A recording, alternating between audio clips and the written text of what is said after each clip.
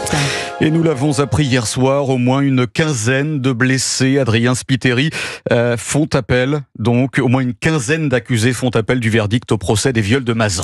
Oui, ce verdict avait été rendu le 19 décembre par la Cour criminelle d'Avignon. 51 accusés avaient été condamnés à des peines allant de 3 ans de prison, dont 2 avec sursis à 20 ans de réclusion criminelle pour avoir violé Gisèle Pelicot. Ces demandes d'appel ne sont pas une surprise, car plusieurs avocats de la défense avaient ouvertement critiqué la décision de la Cour, Nina Pavant. Des peines jugées incohérentes par de nombreux avocats de la défense, comme maître Yannick Pratt. Son client Simone M est allé une fois chez les Pelicot, condamné à 9 ans de prison.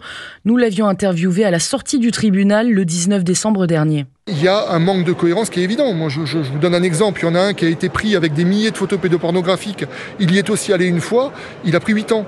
Peut-être qu'un jury populaire sera mieux à même de comprendre et de m'expliquer, et un magistrat sera mieux à même. Mais là, pour l'instant, je ne comprends pas. Cet appel changera beaucoup de choses, car le second procès qui devra avoir lieu d'ici l'année prochaine se tiendra devant un jury populaire, ce qui n'était pas le cas de ce premier procès. Et il y a donc un risque pour les accusés d'écoper de peines plus lourdes, car comme on le sait, l'affaire des viols de Mazan a marqué l'opinion publique et Gisèle Pelicot a été érigée en icône de la lutte contre les violences faites aux femmes.